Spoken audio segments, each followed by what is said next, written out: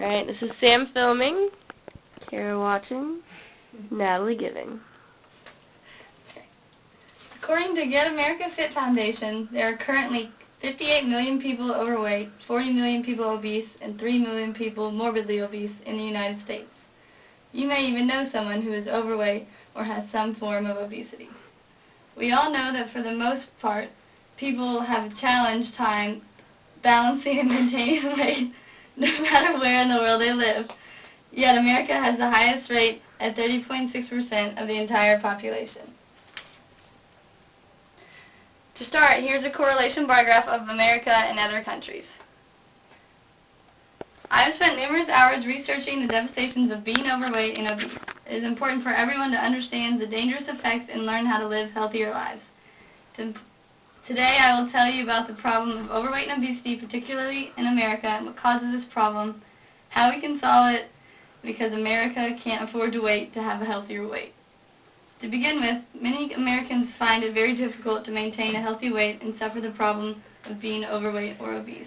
Sadly, obesity is the number 2 cause of preventable death in the United States, which is found stated on Get America Fit website.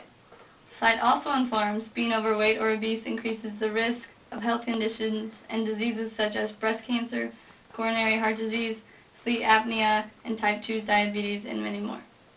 According to the Endocrine Society, nearly 400,000 people die of obesity a year. That's about 1,096 people per day. Obesity not only causes physical problems, but financial problems for all of America. According to an article in the journal Health Affairs, it was estimated that obesity-related costs were $147 billion in 2008. America can't afford to wait to have a healthier weight. Furthermore, there is little doubt that the largest contributor to the problem is unhealthy lifestyles. This includes laziness, overindulgence, both unknowingly costs and a fortune to all. It's not unusual to hear Americans referred to as the laziest people in the world. In a way, it's probably true. This assumption that correlates weight to exercise, or the lack of, is probably true too.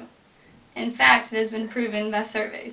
Statistics show 59% of obese Americans exercise at least 1 day per week, compared to 69.9% overweight people and 73.8% of normal weight people, which can be found on WebMD. From the documentary Supersize Me, you would have to walk for 7 hours to burn off a supersized Coke, fry, and Big Mac. Most Americans don't and wouldn't do that. Another aspect of laziness is the concept of convenience.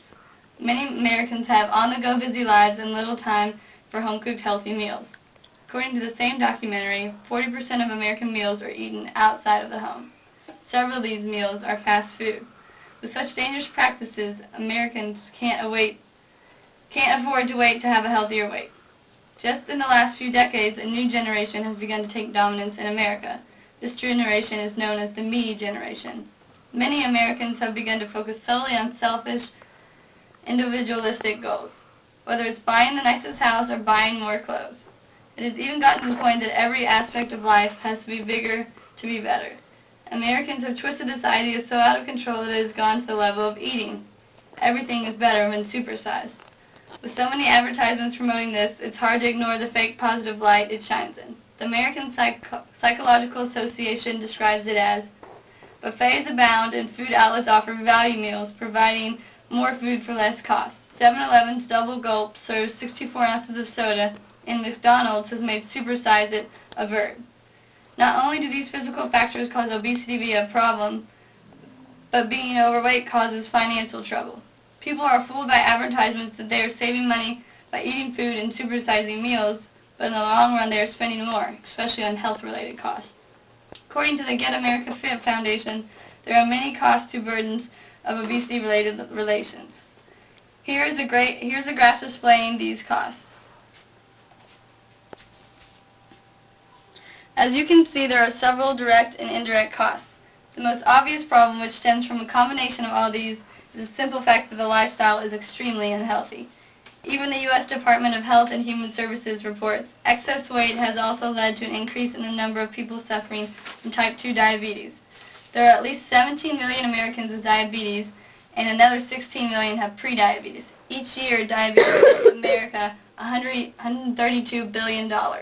It can lead to eye diseases, cardiovascular problems, kidney failure, and early death. This is just one of the few health problems caused by being overweight or obese. With all these negative and harmful factors, time is ticking as America can't afford to wait to have a healthier weight.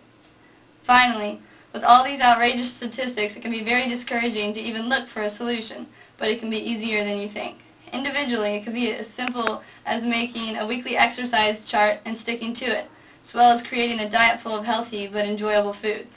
On a larger scale, one of the best ways globally is to take a legislative route.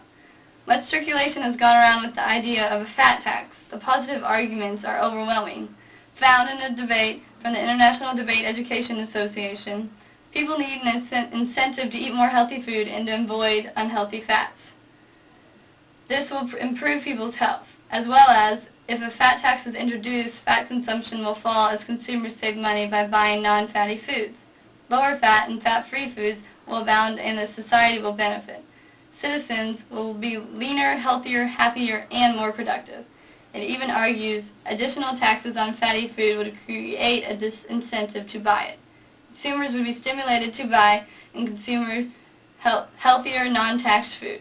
Consumption of fatty chips, fries, burgers, and steaks would go down, and consumption of fruit and vegetables would rise. With more people buying healthy, local bioproducts, the country's farms and agricultural economy would prosper. In conclusion, with such positive ideas, the possibilities to make a good change in American society is endless. There is no need to make America wait any longer to have a healthier weight.